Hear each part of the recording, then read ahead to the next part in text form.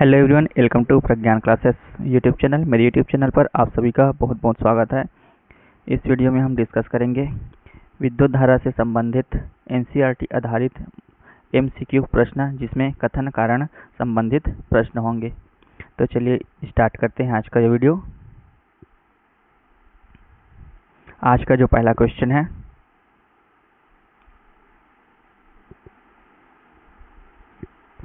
अभिकथन दिया हुआ है,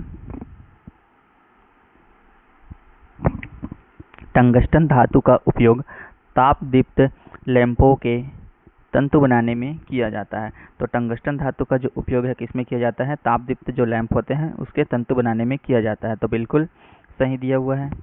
टंगस्टन का गलनांक बहुत कम होता है। तो बिल्कुल गलत दिया हुआ है कि टंगस्टन का जो गलनांक है कम नहीं होता है, बल्कि क्या होता है?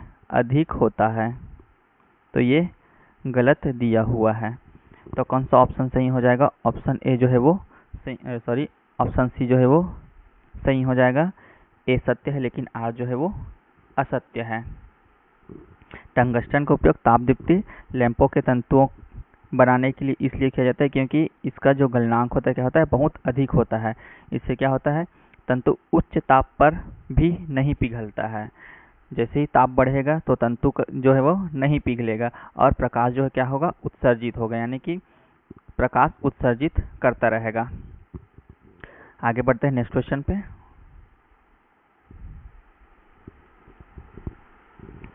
अभिकथन है, यदि विभवांतर और प्रवाहित धारा के बीच एक ग्राफ खींचा जाए तो ग्राफ मूल बिंदु से होकर गुजरने वाली एक सीधी रेखा होती है। तो बिल्कुल सही बात है। विभवांतर और विद्युत धारा के बीच जब हम ग्राफ खींचते हैं, इधर विद्युत धारा है I और इधर की तरफ विभवांतर है, तो इसके जो मूल बिंदु है यहाँ से अगर हम एक ग्राफ खींचेंगे तो ग्राफ कैसा होगा? सीधी रेखा पर होगा। इस तरह से I हो गया विद्युत धारा, इधर V हो गया और यहाँ से सीधी रेखा बनती है। तो जो रेखा बन रही है कैसी है? सीधी रेखा होती है। तर्क दिया हुआ है, धारा विभवांतर के समानुपाती होता है। तो क्या सही दिया हुआ है तर्क जो है? ये तो बिल्कुल सही दिया हुआ है जो अभिकथन दिया हुआ है। तो तर्क जो दिया हुआ है वो भी बिल्कुल सही। धारा विभवांतर के क्या होता है? समानुपाती होता है। जब विभवांतर यानी कि V धारा यानी कि I के बीच ग्राफ खींचा जाता है तो एक सीधी रेखा प्राप्त होता है। ये भी सही है। और ओम के नियम के अनुसार यानी कि ओम के नियम के कारण क्या होता है? किसी प्रतिरोध में यानी कि धारा उसके सिरों पर लगाए गए विभवांतर के क्या होता है? समानुपाती होता है। बशर्ते क्या होना चाहिए? ताप जो है वो स्थिर होना चाहिए। अन्य जो भौतिक स्थितियां हैं वो भी स्थिर होना चाहिए। गणितीय रूप में अगर हम इसको प्रदर्शित करें तो क्या होगा? V is equal to I R होता है। जहाँ पर जो R होता है क्या होता है? प्रतिरोध होता है। और V जो है क्या है? विभवांतर है। और I जो होता है वो विद्युत धारा होता है। तो R कांस्टेंट को अगर हम हटा दें तो V इज प्रोपोर्शनल टू क्या हो जाता है? I हो जाता है। तो विभवांतर किसके समानुपाती हो जाता है? विद्युत धारा के समानुपाती हो जाता है। तो कौन सा ऑप्शन सही हो जाएगा? ऑप्शन बी करेक्ट हो जाएगा। बट इसका एक्सप्लेनेशन जो है वो सही नहीं है। दो अलग अलग स्टेटमेंट ही बताया गया है। आगे बढ़ते हैं नेक्स्ट क्वेश्चन पे। थर्ड नंबर क्वेश्चन है, लंबे तारों का प्रतिरोध अधिक होता है और छोटे तारों का प्रतिरोध कम होता है। तो बिल्कुल सही दिया हुआ है। लंबे तारों का जो प्रतिरोध होता है क्या होता है? अधिक होता है। और जो छोटे तार होते हैं उनका प्रतिरोध कम होता है। जब किसी तार यानी कि जो तार है की लंबाई बढ़ती है, यानी कि इसकी लंबाई बढ़ती है, तो क्या होता है? इलेक्ट्रॉनों को अधिक दूरी तक प्रवाहित होना पड़ता है। क्या होना पड़ता है? यानी कि तार की लंबाई बढ़ती है तो इलेक्ट्रॉन को अधिक लंबी दूरी तय करना पड़ता है, जिससे प्रतिरोध जो है वो क्या हो जाता है? बढ़ जाता है। प्रतिरोध क्या हो जाएगा? बढ़ जाएगा। कारण देखते हैं क्या है। प्रतिरोध तार की लंबाई के व्युत्क्रमानुपाती होता है। तो प्रतिरोध वास्तव में तार की लंबाई के क्या होता है? समानुपाती होता है, व्युत्क्रमानुपाती नहीं होता है।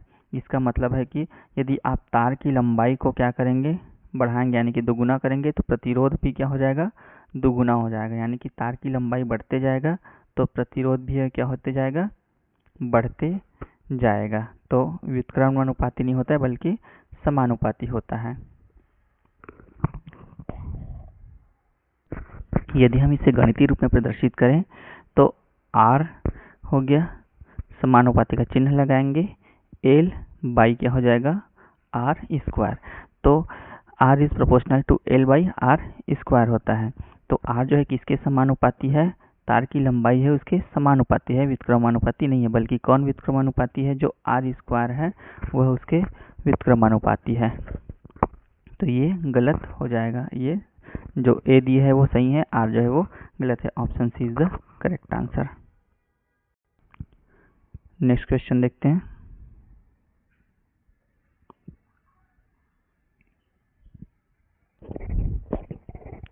मिश्र धातुओं का उपयोग सामान्यतः विद्युत तापन उपकरणों जैसे विद्युत इस्त्री, टोस्टर आदि में किया जाता है। तो क्या सही दिया हुआ है अभिकथन जो है। तो मिश्र धातुओं का उपयोग जो सामान्यतः किसमें करते हैं, विद्युत तापन उपकरण जो होते हैं, जैसे इस्त्री हो गया, टोस्टर हो गया, विद्युत इस्त्री जिसको हम बोलते हैं, इन सब में किया जाता है। तो बिल्कुल सही दिया हुआ है। मिश्र धातुएं उच्च तापमान पर आसानी से ऑक्सीकृत यानी जलती नहीं है। तो क्या ये भी सही दिया हुआ है, तो बिल्कुल सही दिया हुआ है। मिश्र धातुएं जो उच्च तापमान पर आसानी से ऑक्सीकृत नहीं होती है। मिश्र धातुओं में उच्च क्या होता है, प्रतिरोधकता होती है। जो मिश्र धातुएं हैं उसमें क्या होती है, उच्च प्रतिरोधकता होती है, जिसका अर्थ है कि विद्युत धारा के प्रवाह का अधिक विरोध करते हैं। क्या करते हैं, विद्युत धारा का अधिक विरोध करते हैं, जिससे अधिक ऊष्मा उत्पन्न होती है। ऊष्मा जो है क्या होती है, अधिक उत्पन्न होती है। इसके अतिरिक्त मिश्र धातु उच्च तापमान पर ऑक्सीकरण के प्रतिरोधी होते हैं। क्या होते हैं, मिश्र धातु जो है उच्च तापमान पर ऑक्सीकरण के प्रतिरोधी होते हैं, जो उन्हें विद्युत ताप उपकरणों में उपयोग के लिए एक आदर्श सामग्री बनाती है। इसलिए हम क्या करते हैं, मिश्र धातुओं का उपयोग विद्युत तापन उपकरणों में यानी कि विद्युत उपकरणों में इसका उपयोग करते हैं, क्योंकि वे उच्च तापमान पर भी आसानी से ऑक्सीकृत नहीं होती और इनमें उच्च प्रतिरोधकता होती है, जिससे विद्युत धारा को ऊष्मा में बदलने के लिए प्रभावी ढंग से काम करती है। तो कौन सा कथन सही हो जाएगा, ऑप्शन ए जो है वो सही हो जाएगा। ए और आर दोनों सत्य है, आर ए की व्याख्या भी करता है। आगे बढ़ते हैं नेक्स्ट क्वेश्चन पे। जब प्रतिरोधों को एक सिरे से दूसरे सिरे तक क्रमागत रूप से जोड़ा जाता है तो उन्हें श्रेणी क्रम कहा जाता है। तो जब भी प्रतिरोधों को एक सिरे से दूसरे सिरे तक क्रमागत रूप से जोड़ा जाएगा, मान लो कि ए सिरा है और ये दूसरा सिरा है, इसको हम क्या करेंगे, क्रमागत क्रम में जोड़ेंगे, तो उसे क्या कहा जाता है, श्रेणी क्रम कहा जाता है। यह जो परिभाषा क्या है, बिल्कुल सही है। श्रेणी क्रम संयोजन में क्या होता है, श्रेणी क्रम संयोजन में धारा एक ही मार्ग का अनुसरण करती है। क्या करती है, धारा जो है एक ही मार्ग का अनुसरण करती है और प्रत्येक प्रतिरोधक के माध्यम से धारा समान हो जाती है, यानी कि समान होती है। तर्क देखते हैं क्या कहता है। यदि कुल प्रतिरोध बढ़ाना है तो व्यक्तिगत प्रतिरोधों को श्रेणी क्रम में जोड़ा जाता है। तो यदि कुल प्रतिरोध बढ़ाना है तो व्यक्तिगत प्रतिरोधों को क्या करना पड़ेगा, श्रेणी क्रम में जोड़ा जाता है। यह भी क्या है, बिल्कुल सही है। तो श्रेणी क्रम में कुल प्रतिरोध व्यक्तिगत प्रतिरोधों के योग के क्या होता है, बराबर होता है। किसके बराबर होता है, श्रेणी क्रम में कुल प्रतिरोध जो कुल प्रतिरोध है व्यक्तिगत प्रतिरोधों के योग के बराबर होता है। इसलिए यदि आप कई प्रतिरोधों को श्रेणी क्रम में जोड़ते हैं तो कुल प्रतिरोध क्या हो जाता है, बढ़ जाता है। मान लीजिए कि आपके पास 2 ओम और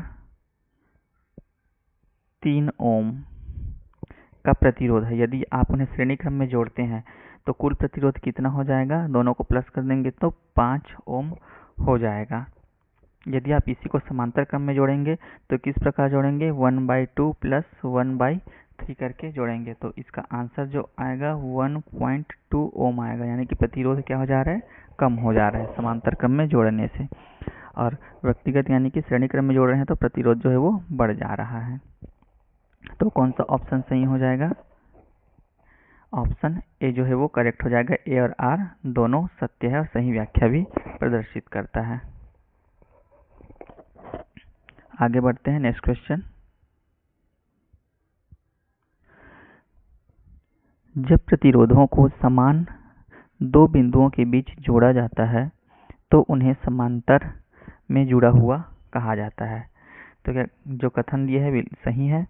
जब प्रतिरोधों को समान दो बिंदुओं के बीच जोड़ा जाता है तो उन्हें समांतर में जोड़ा हुआ कहा जाता है। ये जो परिभाषा है बिल्कुल सही दिया हुआ है। तो समांतर क्रम में सभी प्रतिरोधों के एक सिरे एक ही बिंदु से और दूसरे सिरे दूसरे बिंदु से जुड़े होते हैं। कैसे जुड़े होते हैं? समांतर क्रम में सभी जो प्रतिरोध के एक सिरा जो होता है एक ही बिंदु से और दूसरा जो सिरा होता है दूसरे बिंदु से जुड़े होते हैं। तो ये सही दिया हुआ है। कथन कारण देखते हैं। यदि कुल प्रतिरोध को कम करना हो तो व्यक्तिगत प्रतिरोधों को समांतर क्रम में जोड़ा जाता है। तो ये भी बिल्कुल सही दिया हुआ है। यदि कुल प्रतिरोध को कम करना हो तो व्यक्तिगत प्रतिरोधों को क्या करना पड़ेगा? हमको समांतर क्रम में जोड़ना होगा। ये भी बिल्कुल सही है। जब प्रतिरोधों को समांतर क्रम में जोड़ा जाता है तो कुल प्रतिरोध क्या हो जाता है? व्यक्तिगत प्रतिरोधों से कम हो जाता है। जैसे इससे पहले क्वेश्चन में हमने देखा था 1/2 प्लस 1/3 करके, तो आंसर जो है क्या हो गया था? कम हो गया था, यानी कि दोनों को जोड़ने पर कुल प्रतिरोध जो है वो कम हो गया था। कुल प्रतिरोध कितना आ गया था? 1.2 आया था। और अगर इसको 2 + 3 करते तो 5 आया था, यानी कि बढ़ जा रहा था श्रेणी क्रम में और समांतर क्रम में घट जा रहा था। तो ये भी बिल्कुल सही दिया हुआ है।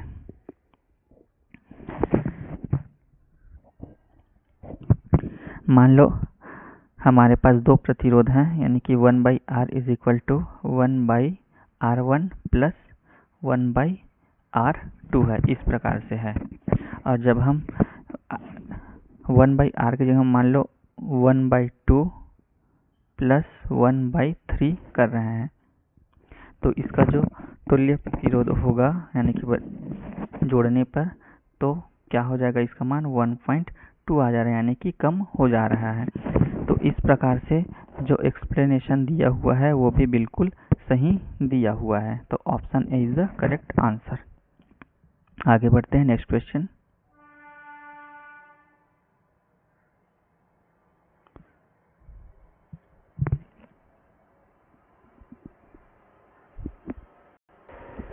सॉरी, रिपीटेड क्वेश्चन है ये। टंगस्टन धातु का उपयोग ताप दीप्त लैंपों में किया जाता है। इसको पहले कर चुके हैं हम।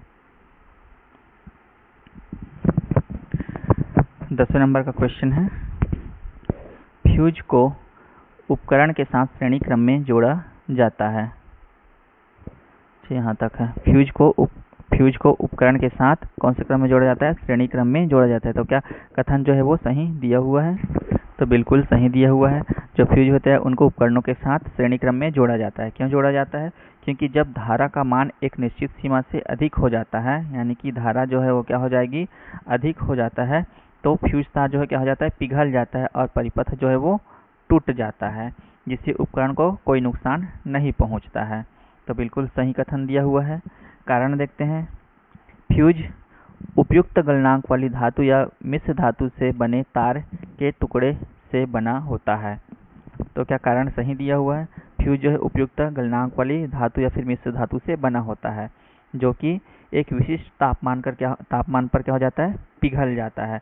जब धारा का मान अधिक होता है तो फ्यूज का तार गर्म होकर पिघल जाता है। ठीक है, क्या होता है? जब धारा का मान जो है अधिक होता है तो फ्यूज तार गर्म होकर पिघल जाता है, जिससे परिपथ जो है टूट जाता है और धारा का प्रवाह रुक जाता है। इससे क्या होता है?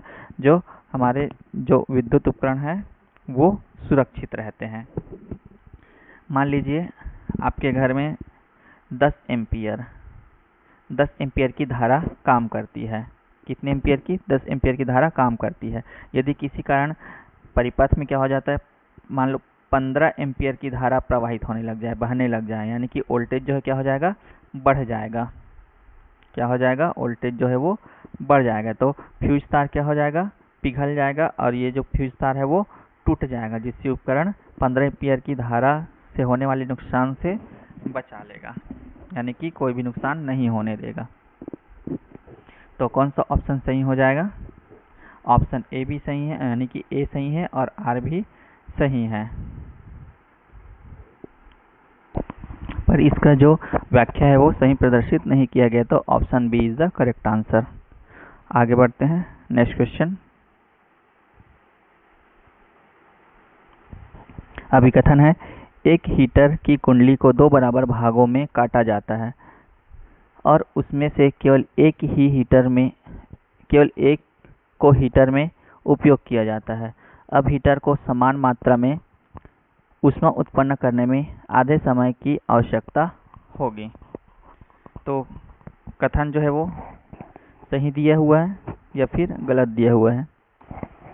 जब एक हीटर की कुंडली को क्या किया जाता है? 2 बराबर भागों में काटा जाता है। ठीक है, क्या किया जाता है? एक हीटर है, उसकी कुंडली है जिसको 2 बराबर भागों में काटा जाता है और उसमें से केवल एक का उपयोग किया जाता है, तो समान मात्रा में ऊष्मा उत्पन्न करने के लिए आवश्यक समय क्या हो जाता है? आधा हो जाता है।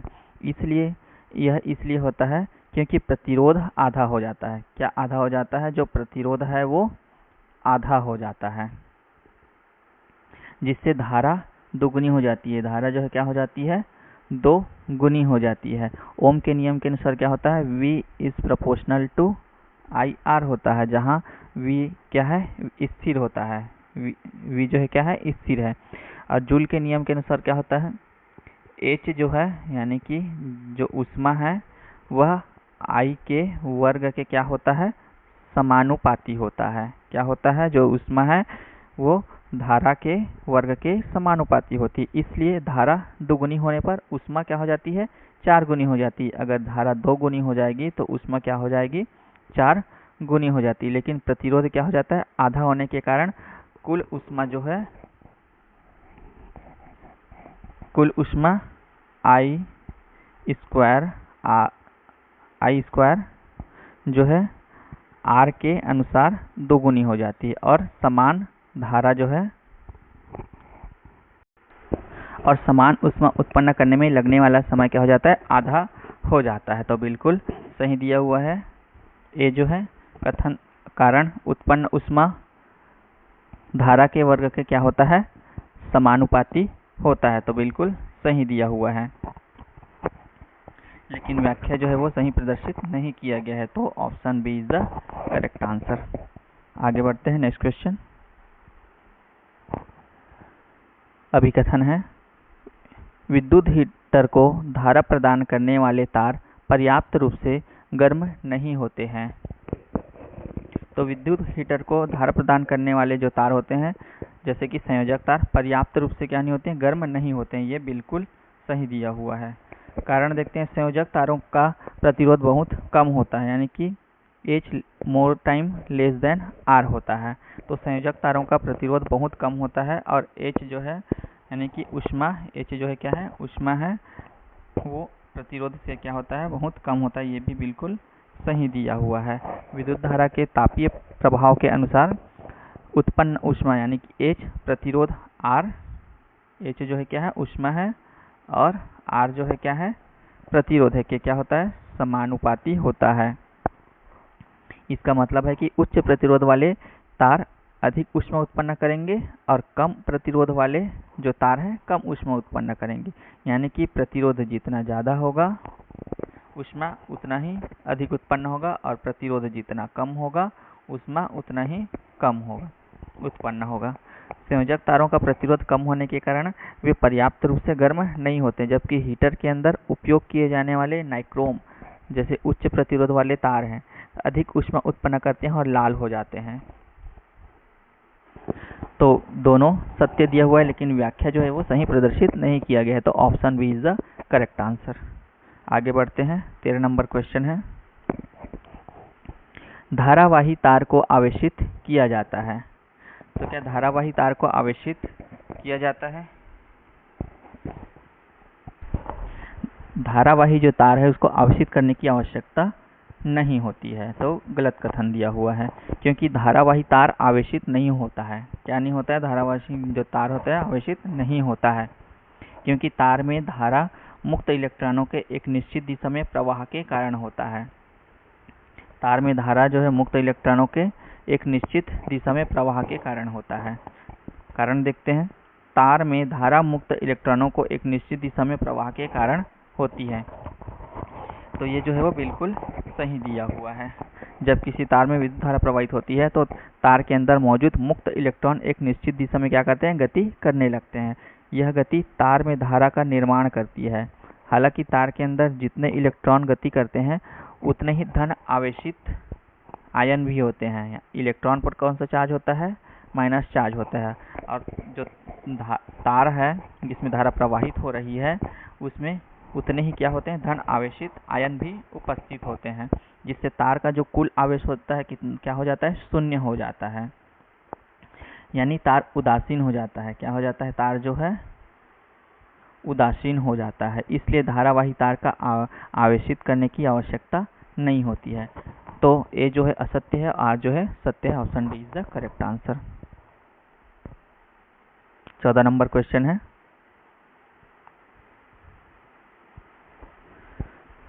इलेक्ट्रॉन ऋणात्मक आवेश वाला होता है। तो बिल्कुल सही है। जो इलेक्ट्रॉन होता है कौन सा आवेश होता है, उसमें ऋण आवेश होता है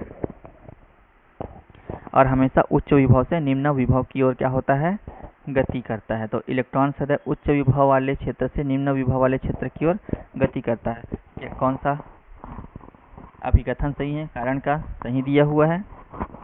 तो इलेक्ट्रॉन हमेशा उच्च विभव से निम्न विभव की ओर गति करते हैं। यह एक विद्युत क्षेत्र में इलेक्ट्रॉनों के प्रवाह का वर्णन करता है। किसका वर्णन कर रहा है, विद्युत क्षेत्र में इलेक्ट्रॉनों के प्रवाह का वर्णन करता है। इलेक्ट्रॉन ऋणात्मक रूप से आवेशित होते हैं। क्या होते हैं, जो इलेक्ट्रॉन होते हैं ऋणात्मक रूप से आवेशित होते हैं, इसलिए वे धनात्मक आवेश को क्या करते हैं, आकर्षित करते हैं।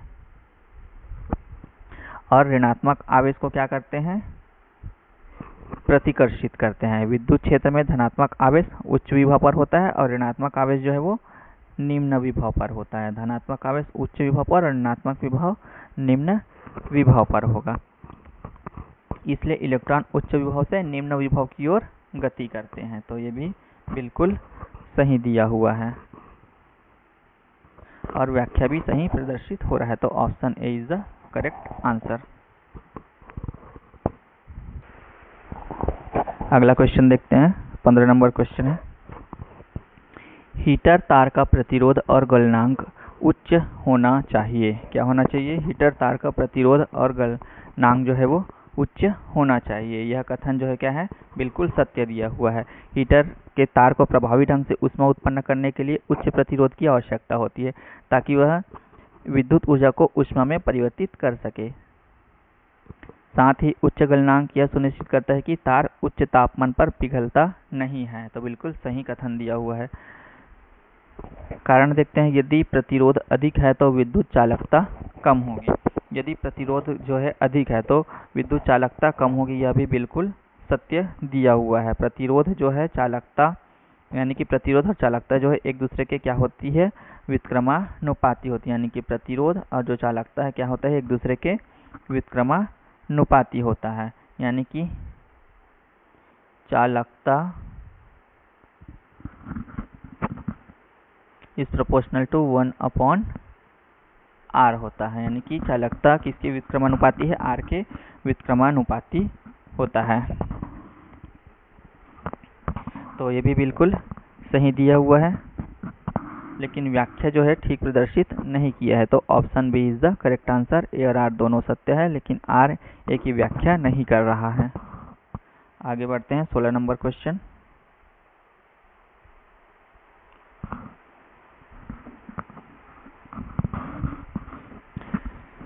बल्बों, जो बल्ब है, बल्बों की एक श्रृंखला में 50 बल्ब श्रेणी क्रम में जुड़े हुए हैं। यानी कि इस तरह का श्रेणी क्रम है और बल्ब उसमें जुड़े हुए हैं। कितने बल्ब जुड़े हुए हैं, 50 बल्ब जो है श्रेणी क्रम में जुड़े हुए हैं। अब एक बल्ब हटा दिया जाता है। क्या किया जाता है, एक बल्ब को हटा दिया जाता है और परिपथ पुनः पूरा किया जाता है। यदि शेष 49 बल्ब, कितना हो गया, एक हटा दिए हैं तो 49 बल्ब हो गया है। तो यदि शेष 49 बल्बों को पुनः उसी आपूर्ति में श्रेणी क्रम में जोड़ दिया जाए तो कमरे में प्रकाश कम हो जाता है। तो क्या सही है?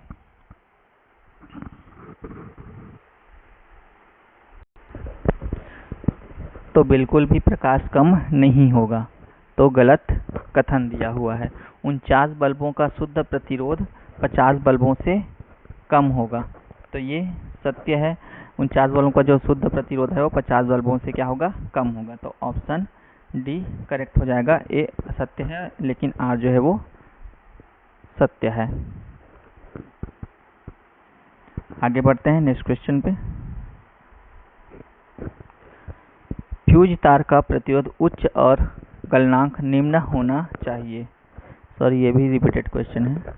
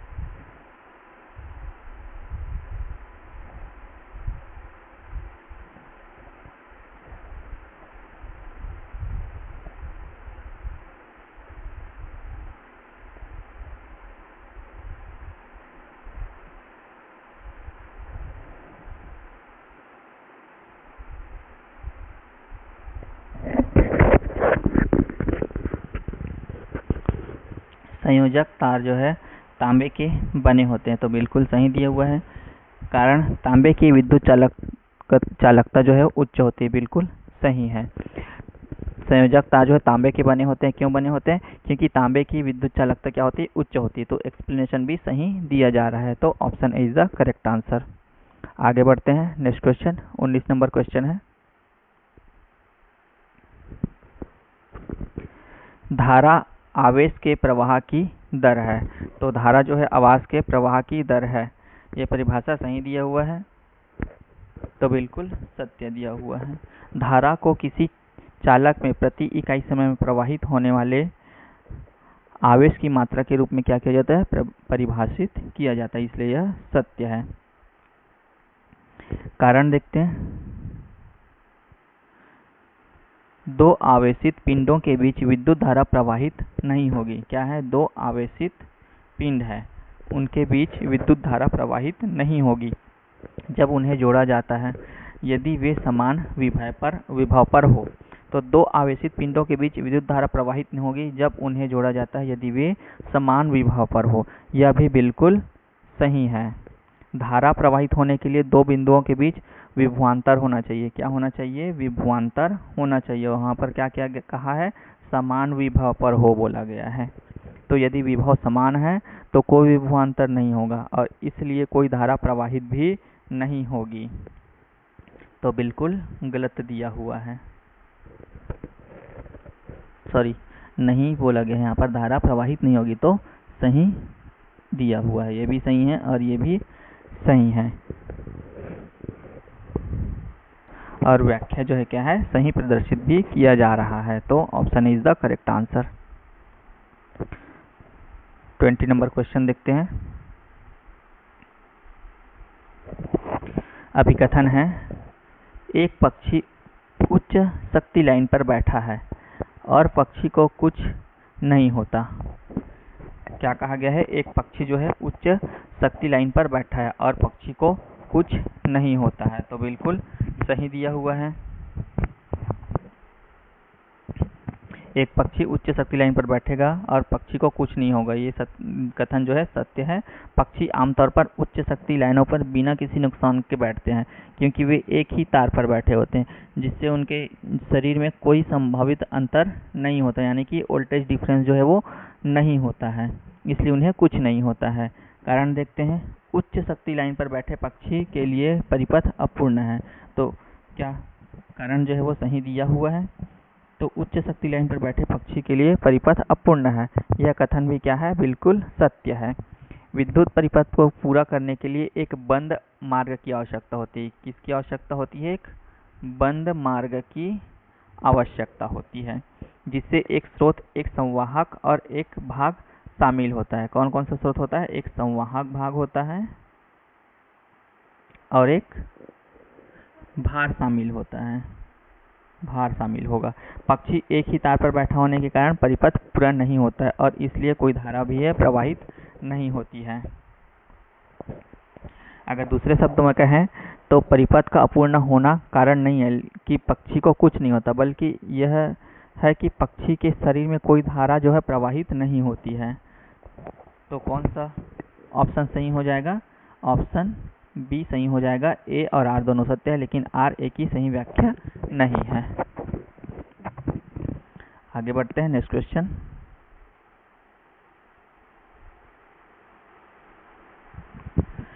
जब एक तार को उसकी लंबाई के 3 गुना तक खींचा जाता है तो उसका प्रतिरोध 9 गुना हो जाता है। तो क्या सही दिया हुआ है? जब एक तार को उसकी लंबाई के 3 गुना खींचा जाता है तो उसका जो प्रतिरोध है वो 9 गुना हो जाता है। बिल्कुल सही दिया हुआ है। यानी कि एक तार है, इसको क्या करेंगे, ये 3 मीटर है मान लो, तो उसको हम 3 गुना कर देंगे। तो 3 गुणी 3 करेंगे तो क्या हो जाएगा, 9 गुना 9 मीटर हो जाएगा, 9 मीटर। तो उसका प्रतिरोध जो है क्या हो जाएगा, 9 गुना हो जाएगा। ये बिल्कुल सही दिया हुआ है। ऐसा क्यों? जब एक तार को खींचा जाता है तो उसकी लंबाई बढ़ती है। क्या बढ़ती है? उसकी लंबाई बढ़ती है और साथ ही उसका क्या होता है, प्रतिरोध भी बढ़ता है। यानी कि लंबाई बढ़ रहा है तो उसका प्रतिरोध भी क्या हो रहा है, बढ़ता है। हालांकि प्रतिरोध में वृद्धि लंबाई में वृद्धि के वर्ग के क्या होता है, समानुपाती होता है। इसलिए जब एक तार को उसकी लंबाई के 3 गुना तक खींचा जाता है तो उसका प्रतिरोध भी क्या हो जाता है, बढ़ जाता है। लेकिन इसलिए होता है क्योंकि आयतन जो है क्या होता है, स्थिर होता है। आयतन कांस्टेंट होता है। जो आयतन है क्या है, कांस्टेंट है। और लंबाई बढ़ने पर अनुप्रस्थ काट का जो क्षेत्रफल है वो क्या हो जाता है, कम हो जाता है। यानी कि इस तरह का कोई तार है, इसकी लंबाई को बढ़ाएंगे तो इसका जो अनुप्रस्थ काट का जो क्षेत्रफल है क्या हो जाएगा, कम हो जाता है। कारण दिया हुआ है, प्रतिरोध तार की लंबाई के समानुपाती होता है। तो प्रतिरोध जो है तार की लंबाई के क्या होता है, समानुपाती होता है। यह कथन भी सही है, लेकिन ये हर केस में सही नहीं बताता है। तो ये भी सही है, ऑप्शन बी। ए और आर दोनों सत्य है, लेकिन आर ए की सही व्याख्या नहीं है। तो option B is the correct answer. आगे बढ़ते हैं। उच्च वोल्टता पर विद्युत शक्ति संचारित करना लाभदायक होता है। तो उच्च वोल्टता पर विद्युत शक्ति संचारित करना लाभदायक होता है क्योंकि इससे धारा कम हो जाती है, जिससे संचरण में होने वाली जो ऊर्जा होती है उसकी हानि कम होती है। उच्च धारा का तात्पर्य होता है उच्च वोल्टेज से नहीं, बल्कि उच्च वोल्टेज से संचरण में धारा कम हो जाएगी। क्या हो जाएगी, उच्च वोल्टेज से संचरण में धारा जो है वो कम हो जाएगी। तो बिल्कुल सही दिया हुआ है। कारण देखते हैं, उच्च वोल्टेज का तात्पर्य उच्च धारा से है, तो उच्च वोल्टेज का तात्पर्य उच्च धारा से है, यह बिल्कुल गलत है। क्या है, गलत है। उच्च वोल्टेज का तात्पर्य उच्च धारा से नहीं, वास्तव में किससे होता है, उच्च वोल्टेज पर विद्युत शक्ति संचारित करने से धारा का मान कम हो जाता है, जिससे संचरण में होने वाली ऊर्जा की हानि कम होती है। तो गलत दिया हुआ है कारण जो है। तो कौन सा ऑप्शन सही हो जाएगा, ऑप्शन सी। ए सत्य है, आर जो है वो गलत दिया हुआ है। उदाहरण के लिए मान लो आपको 1000 वाट शक्ति, कितना, 1000 वाट शक्ति एक स्थान से दूसरे स्थान पर भेजनी है। यदि आप 100 वोल्ट का उपयोग करते हैं, कितने वोल्ट का उपयोग करते हैं, 100 वोल्ट का उपयोग करते हैं, तो आपको 10 एम्पियर की धारा की आवश्यकता होगी। कितने एम्पियर की, अब 100 को किससे गुणा करेंगे तो 1000 आ जाएगा, 10 से गुणा करेंगे तो 1000 हो जाएगा। तो कितने एम्पियर की धारा की जरूरत पड़ेगी हमको? 10 एम्पियर की धारा की आवश्यकता होगी, यानी कि 1000 बराबर 100 गुणित 10 होता है। यदि आप 1000 वोल्ट का उपयोग करते हैं, कितने का? 1000 वोल्ट का क्या करते हैं? उपयोग करते हैं, तो आपको 1 एम्पियर की धारा की आवश्यकता होगी। कितने एम्पियर की धारा की? 1 एम्पियर की धारा की होगी, यानी कि 1000 को किससे गुणा करेंगे तो 1000 आएगा, 1 से गुणा करेंगे तो 1000 आएगा। तो 1000 वोल्ट का उपयोग करते हैं तो आपको 1 एम्पियर की धारा की आवश्यकता होगी, और अगर 1000 वाट की यानी कि 100 वोल्ट का उपयोग करते हैं तो 10 एम्पियर की धारा की आवश्यकता होती है। तो उच्च धारा के कारण संचरण लाइनों में ऊर्जा की हानि अधिक होती है, क्योंकि ऊर्जा की हानि I स्क्वायर R के क्या होती है? समानुपाती होती है, जहाँ I जो है वो धारा है, R जो है क्या है? प्रतिरोध है। इसलिए उच्च वोल्टेज का उपयोग करके धारा को कम करके संचरण में होने वाली ऊर्जा की हानि को कम किया जा सकता है। तो कौन सा ऑप्शन सही हो जाएगा? अभिकथन A सत्य है और R जो है वो असत्य है। तो ऑप्शन डी में दिया हुआ है ऑप्शन ए सी है, ए सत्य है लेकिन आर जो है वो असत्य है। अगला क्वेश्चन है, तार को मोड़ने से विद्युत प्रतिरोध प्रभावित नहीं होता है। तो तार को मोड़ने से विद्युत प्रतिरोध प्रभावित नहीं होता, यह बिल्कुल सही है। तार का प्रतिरोध मुख्य रूप से उसके लंबाई, अनुप्रस्थ काट के क्षेत्रफल और पदार्थ की प्रतिरोधकता पर निर्भर करता है। मोड़ने से तार की ये भौतिक स्थितियां नहीं बदलती, इसलिए प्रतिरोध भी नहीं बदलता है। तो बिल्कुल सही है। तार का प्रतिरोध पदार्थ की प्रतिरोधकता के समानुपाती होती है। तो तार का जो प्रतिरोध है पदार्थ की प्रतिरोधकता के समानुपाती होता है, यह भी बिल्कुल सही है। प्रतिरोधकता एक पदार्थ का गुण है जो क्या बताता है? वह विद्युत धारा के प्रवाह का कितना विरोध करता है। क्या कहता है? विद्युत धारा के प्रवाह का कितना विरोध करता है। किसी तार का प्रतिरोध उसकी प्रतिरोधकता के सीधे अनुपातिक होता है। क्या होता है? किसी तार का जो प्रतिरोध है उसकी प्रतिरोधकता के सीधे अनुपातिक होता है। तो दोनों सही दिए हैं, लेकिन व्याख्या जो है सही प्रदर्शित नहीं किए गए हैं। तो option B is the correct answer. आगे बढ़ते हैं नेक्स्ट क्वेश्चन। वोल्ट मीटर और अमीटर का उपयोग प्रतिरोध मापने के लिए एक साथ किया जा सकता है। तो क्या वोल्ट मीटर और अमीटर का उपयोग प्रतिरोध मापने के लिए एक साथ किया जा सकता है? तो बिल्कुल असत्य दिया हुआ, एक साथ नहीं करते हैं। शक्ति वोल्टेज और धारा के समानुपाती होता है। तो बिल्कुल सही दिया हुआ है। जो शक्ति होता है यानी कि जो P है वो वोल्टेज और धारा के क्या होता है? समानुपाती होता है।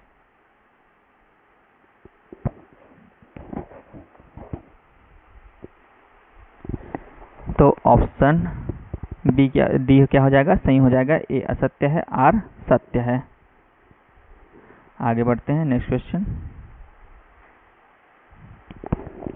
200 वाट के बल्ब 100 वाट के बल्बों की तुलना में अधिक चमक से चमकते हैं। तो 200 वाट के जो बल्ब हैं 100 वाट के बल्बों की तुलना में अधिक चमकते हैं। क्या सही दिया हुआ है? तो बिल्कुल सही है। कारण देखते हैं। 100 वाट के बल्ब का प्रतिरोध 200 वाट के बल्ब से अधिक होता है। तो क्या सही दिया हुआ है? जो 100 वाट के बल्ब होते हैं उसका प्रतिरोध जो है 200 वाट के बल्ब से अधिक होता है। ये भी बिल्कुल सही दिया हुआ है। R is proportional to 1 upon क्या होता है? P होता है। यानी कि पावर बढ़ेगा तो प्रतिरोध जो है वो क्या हो जाएगा? घटेगा। पावर बढ़ने से क्या होता है? प्रतिरोध जो है घटता है, और अगर पावर कम होता है तो प्रतिरोध जो क्या है? बढ़ जाता है। दोनों एक दूसरे के क्या है? इनवर्स प्रोपोर्शनल है। तो ये भी बिल्कुल सही दिया हुआ है। 100 वाट के बल्ब का प्रतिरोध जो है वो 200 वाट के बल्ब से क्या होता है? अधिक होता है। लेकिन व्याख्या जो है वो सही प्रदर्शित नहीं किया गया है। तो option B is the correct answer. तो आज की वीडियो में बस इतना ही, मिलते हैं नेक्स्ट वीडियो में। यदि आपका वीडियो पसंद आए तो लाइक, शेयर एंड सब्सक्राइब जरूर करें। धन्यवाद। यदि आप इस वीडियो का PDF प्राप्त करना चाहते हैं तो हमारे टेलीग्राम लिंक से आप ज्वाइन कर सकते हैं टेलीग्राम ग्रुप को। टेलीग्राम ग्रुप का जो लिंक है डिस्क्रिप्शन बॉक्स में दे दिया गया है।